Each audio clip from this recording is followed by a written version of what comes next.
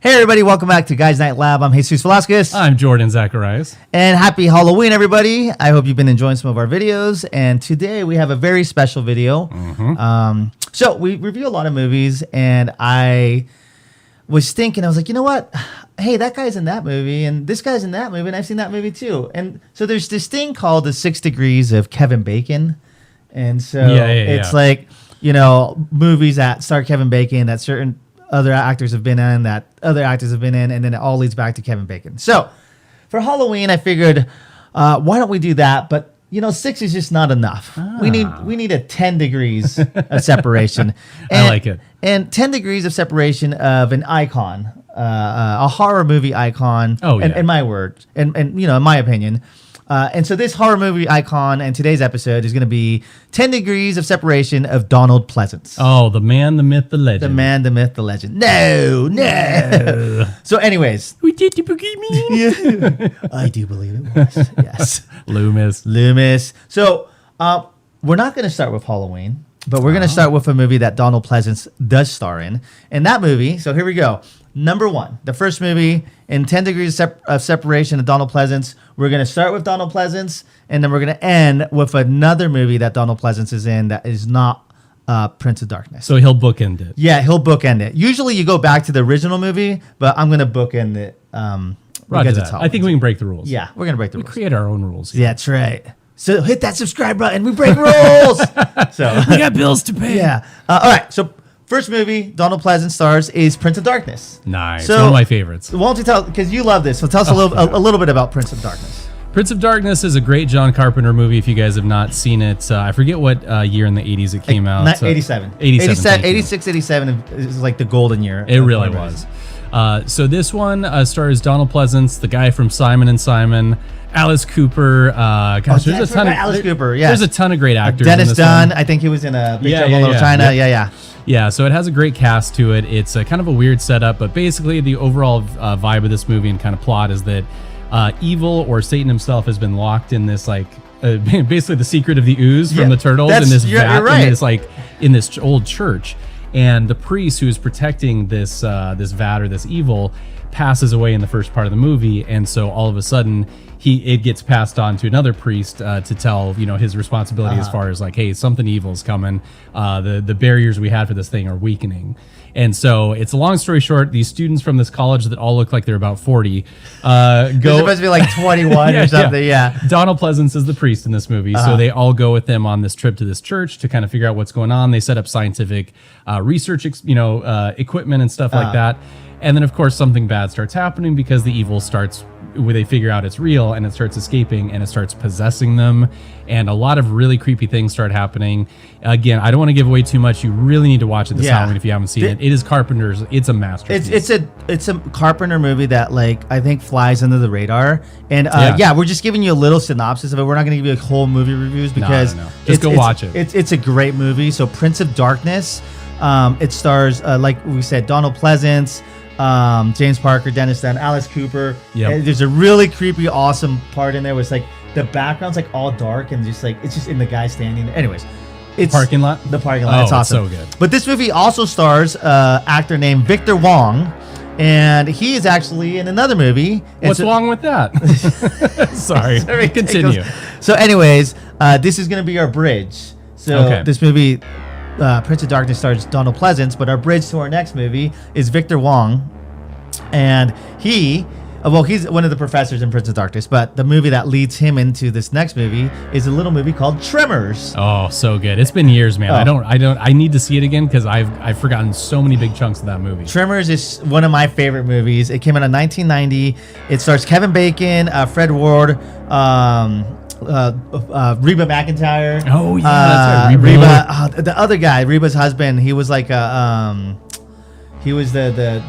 owned a lot of guns. I wanted their garage. Do you remember? Oh, maybe you don't remember, but they had a whole like wall of guns in there and everything. Oh yeah, they have like the Terminator 2 basement. Like, in the desert. Yeah, that was like the best. Yeah. And so then Victor Wong is like the store owner and everything. So anyways, the plot of Tremors is there's these like, it's pretty much like the sand creatures from like Beetlejuice and sandworms. Yeah, like I guess Dune in a sense. Right. But they're in the ground, and you can't be on the ground. You always have to be like on the roof or on top of your car or really high up, because if you're in the dirt or maybe even cement, but more dirt, and this is like in the desert. If you're in the dirt, they can get you and they suck you in and they kill you. And the special effects are really cool in this one. It's a really fun, like, I wouldn't say MonsterVerse movie, but it's kind of a creature feature. Oh, totally. There's a lot of things that go on. And I mean, it's just kind of like a little small Western town. Kevin Bacon and his brother Fred Ward, they're like they're not cowboys, but they're kind of like cowboys, like like urban cowboys, new 90s cowboys.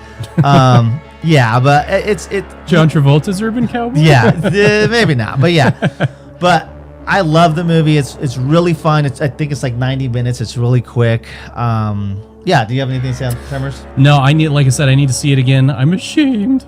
It's been probably 15 years since I've seen it. So I'm going to watch it again this Halloween. That is my commitment. But I remember loving this movie. I saw it once as a young kid, again 15, 20 years ago, and I loved it then again.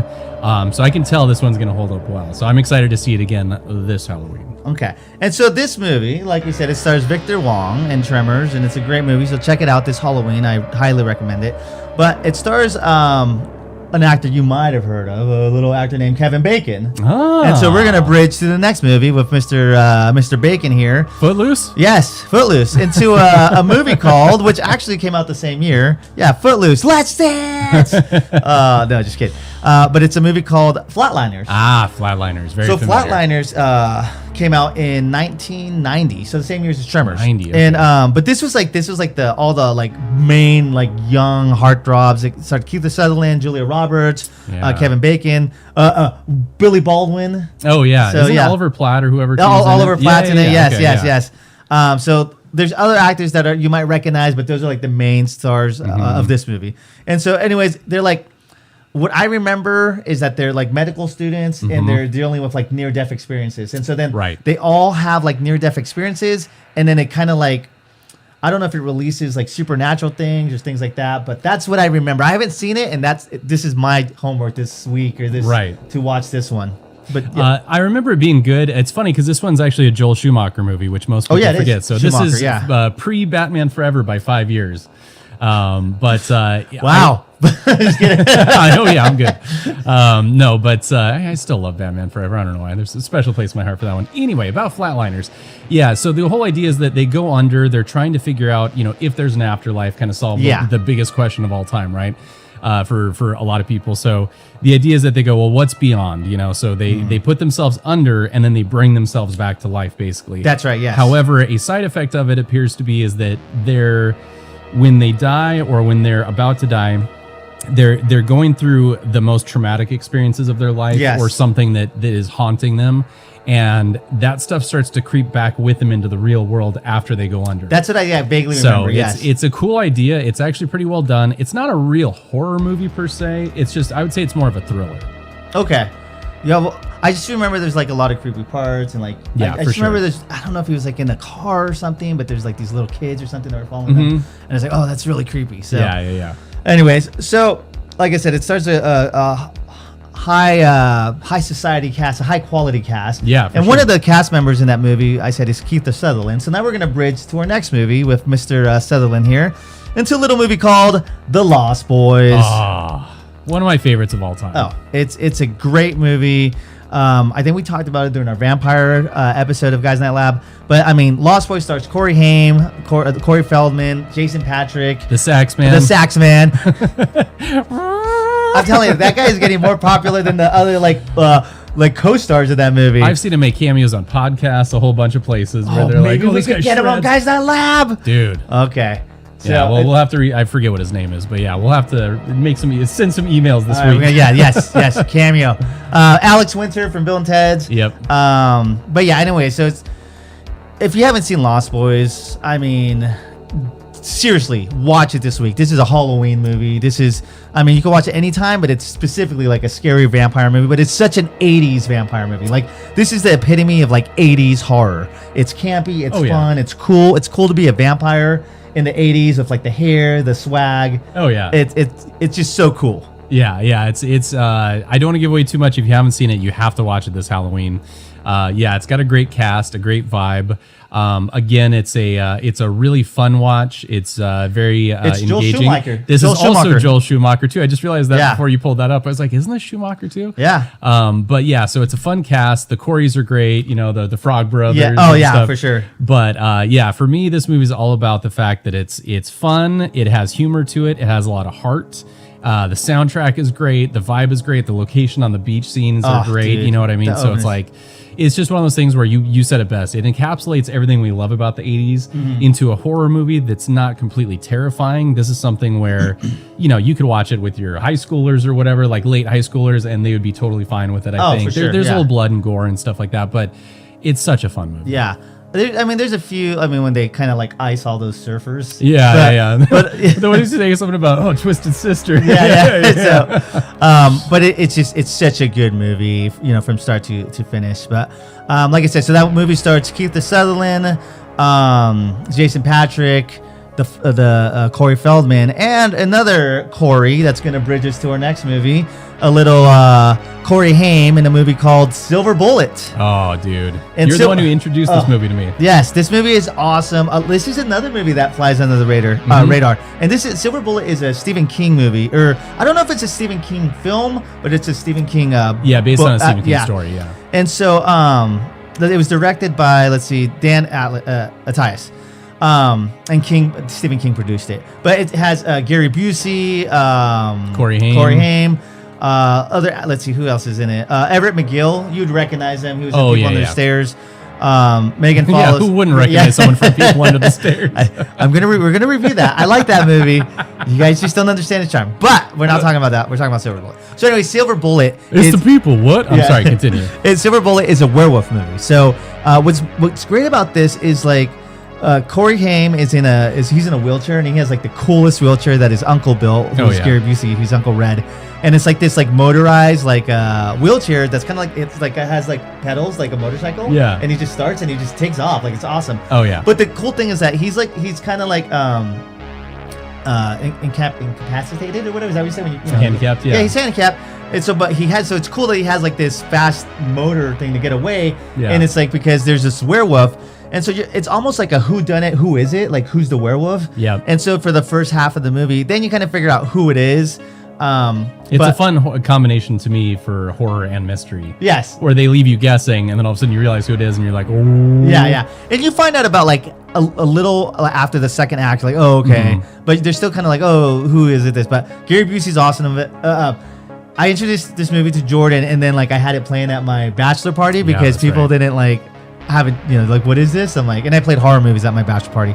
And I just remember we were playing poker with this on in the background. and drinking, and it was in the background. And I just remember looking at it. I'm like, you know, they were trying to get me really buzzed or whatever. But I was like, hey, look at that. And then like you just see a scene like the werewolf chasing Corey Haim. He's like, it just peels he's just, out. like, feeling out like it's such a fun campy movie.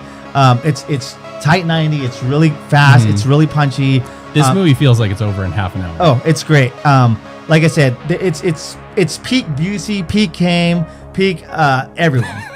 Like I said, it's such a fun horror movie, and it's a werewolf movie. There's not a lot of like werewolf movies out there, Right. not a lot of great ones too. Yeah. So, is there anything you want to add to this one? I was just gonna say this to me has like kind of the pacing and the fun factor of like a Lost Boys, but this one's not as classic as that one, Yeah. and definitely doesn't. You know, it's not as well known as Lost Boys. But like Sue said, this one flies under the radar, but it's a really fun movie. This one, I mean, because it's very singular characters. Where Lost Boys has other developing characters, where you have Jason Patrick, then you have the Frog Brothers, and then you have the actual like Keith Sutherland like Lost Boys.